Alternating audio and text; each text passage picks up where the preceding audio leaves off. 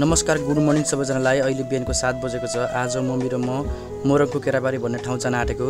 अहिले चाहिँ म गाडी पर्खिरहेको छु। अहिले चाहिँ म गाडीमा चढिसकेँ। अहिले बिहानको 8 बजेको छ। पुरा राति भइरहेको छ।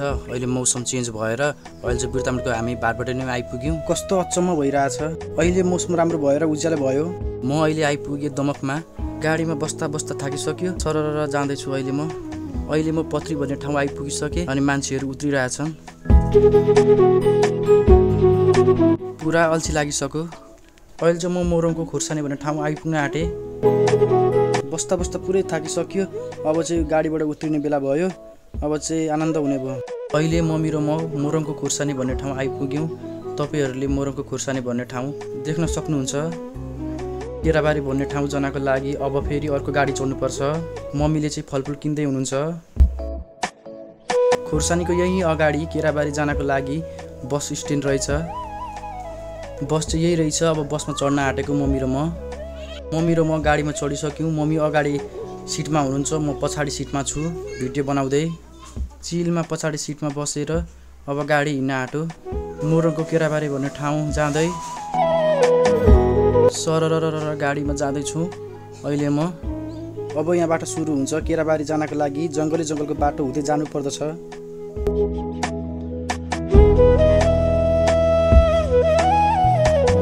जङ्गलको बाटो सुरु भयो। अब जङ्गलै हुँदै जानु पर्दछ।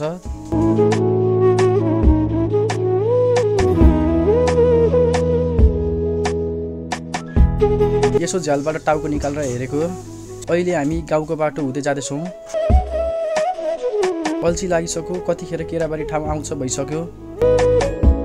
यहाँ गाडी रोकायो। यहाँ मान्छेहरू चढ्न आँटेको छन्, उत्रिन आँटेको छन् मान्छेहरू।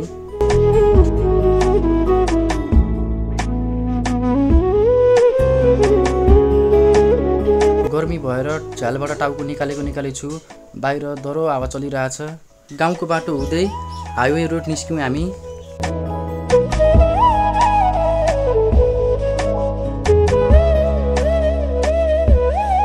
अब यहाँबाट सुरु हुन्छ केराबारी भन्ने ठाउँ।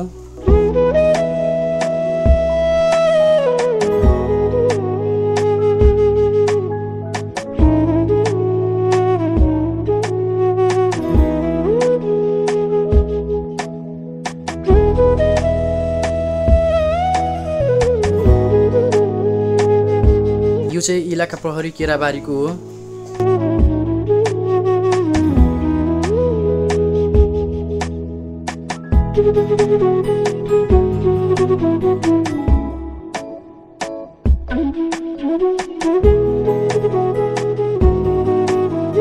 फेरि गाडी रोकायो। यहाँ मान्छे उत्रिने रहेछन्।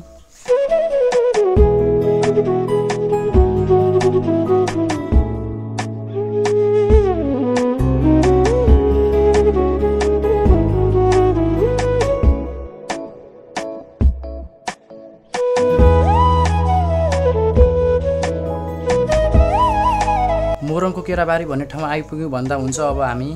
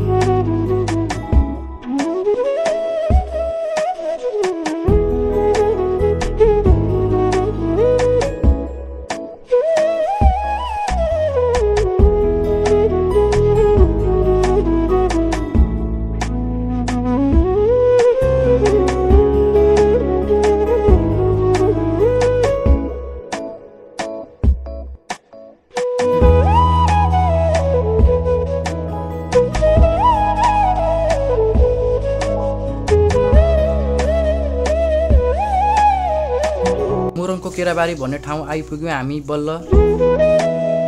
गाडीबाट सबै उत्रिरहेछन्। अब म पनि उत्रिन आँटेको गाडीबाट। मम्मी र म गाडीबाट उत्रिसक्यौँ। तपाईहरुले देख्न सक्नुहुन्छ मोरङको केराबारी भन्ने ठाउँ। यो बाटो धरान जान्छ।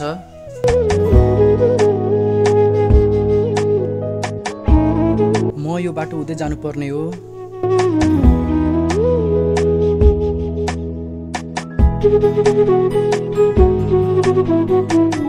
म बिस्तारै बिस्तारै हिँड्दै जाँदैछौँ। अहिले बिहानको 10 बजेको छ। निकै घाम लागेको छ अहिले। अब आउन आँट्यो ठुलो बाको घर। यस्तो छ। अब यहाँबाट एउटा साइडतिर लाग्ने। यही अगाडिको सेतो घर हो ठुलो बाको घर। हामी पनि आइपुग्यौँ। ठ्याक्कै ठुलेबा पनि बाहिर निस्किनु भयो। ठुलेबा नमस्ते, के छ खबर? तपाईको सन्चै हुनुहुन्छ?